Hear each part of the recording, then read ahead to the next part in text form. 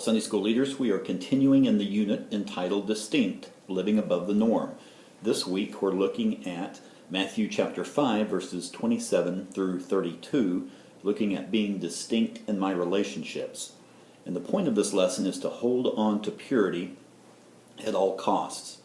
Now, I'm not sure if it was planned or if it was just a coincidence, but on Valentine's Day we're going to be looking at lust, adultery, and divorce.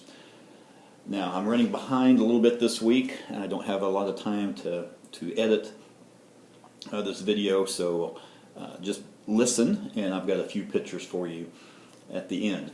Now, the religious leaders of Jesus' day, they definitely knew the law. They knew not to commit the physical act of adultery. Of course, we know that's one of the 10 Commandments.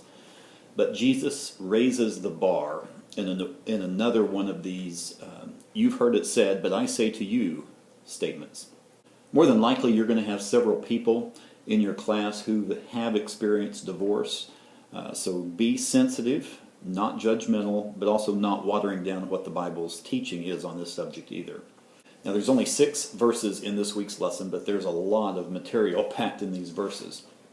In fact, this may run into 2 lessons for me because I envision a lot of discussion during this lesson this week.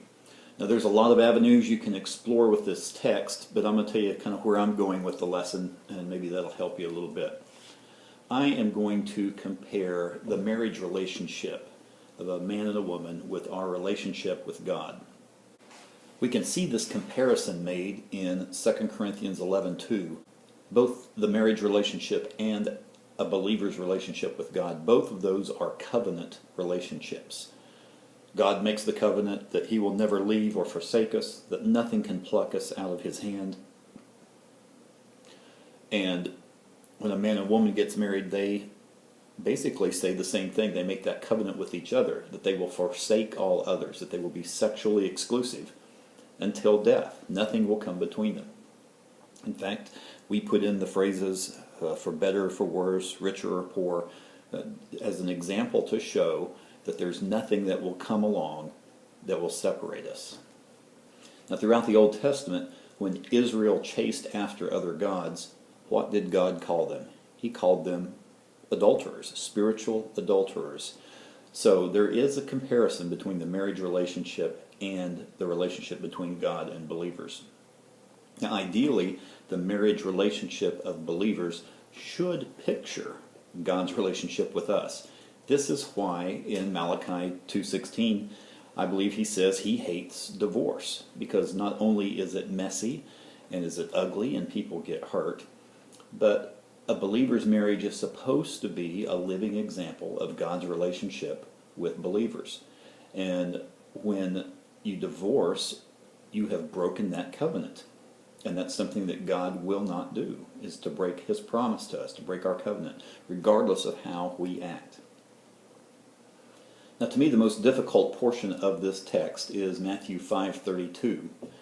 And I agree with the newer version of the New International Version, which says, when a man divorces his wife, this makes her the victim of adultery.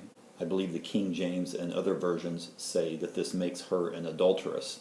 Well, we know from other scriptures that we are accountable only for our own sins. We see in Deuteronomy 24, in the first 4 verses, that Moses lays out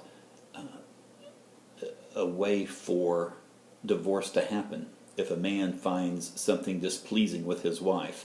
Now, this took a couple of different interpretations throughout the years, up until Jesus' time, and some said this was only adultery, which I believe was the case. And then you had some other liberal type interpretations that would say that if the man found anything displeasing about his wife, it could be the way she looked, and you probably heard the joke about if she burnt supper, that could be a reason to divorce the wife. By a man divorcing his wife, he's implying to the world, I find my wife displeasing. And so most, if not all, would think, well, for him to do that, she must have been unfaithful. And so this is why I think this means that it makes her the victim of adultery, that she is being sinned against rather than she is the one sinning. She's not the one guilty of adultery, it's the husband in this case. And then we get to the last part of verse 32, and we have to ask ourselves the question, when a man marries a divorced woman, is this a one-time sin of adultery, or is this a state of living in perpetual sin? So the following is my opinion and how I interpret this, so feel free to disagree. So here's an example. You have a man and a woman, and this is both their first marriage, and they get married, so they are in that covenant relationship. I will be faithful, I will be sexually exclusive to you until the end, for better, for worse. But the man, for whatever reason, divorces the woman. So she's now the divorced woman. And by the way, women could not instigate divorce in this culture. So the man has broken that covenant relationship. He has broken his agreement to be faithful and to love only her until death. However, the woman still is under that covenant she has made with the man. There's a covenant that the man makes with the woman and the woman makes with the man. He's broken his part, but she's still under that covenant. But a little while later, she meets man number 2 and marries him. Now, since man number 2 is marrying the woman under a marriage covenant with somebody else, he is committing adultery with her upon the marriage. Now, I see this, though, as a one-time act, not as an act of living in continued sin. Because if we look back in Deuteronomy 24, and the first 4 verses, we see that second marriage is given validity. It's now under its own covenant, because that passage in Deuteronomy 24 tells us that if a man divorces his wife and she marries somebody else, and then that man either divorces her or dies, she's not to go back to man number 1. If this were a state of perpetual sin, you would think that the correct thing to do would be go back with the original spouse. But that's not the case. Now, the point of the lesson, if you remember, is to hold on to purity at all costs. So a good question to ask is, what can you do to ensure sexual purity? Ask that of your class, both married and single. What are the safeguards you have in your life, or maybe you should put in your life, to prevent lust, which leads to adultery, which oftentimes leads to divorce? Let me leave you with a few quotes.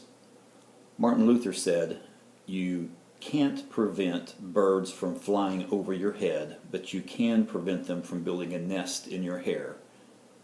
Meaning, as you're walking down the street or just you're going through life, you can't prevent what comes into your field of vision, but you can prevent what you dwell on. Another quote I like is, "To avoid slipping, avoid slippery places." And then we'll finish up with another Bible verse out of 2 Corinthians 10, verse 5. It says, "Take every thought captive and make it obedient to Christ." So when that bird does start to land in your hair, you're to take that thought captive. I had a pastor friend many years ago give the picture of lassoing that thought to bring it under obedience.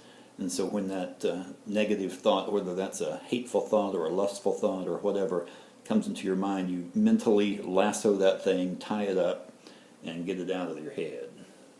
So this lesson is a good foundation that leads us into next week, which is on keeping your promises.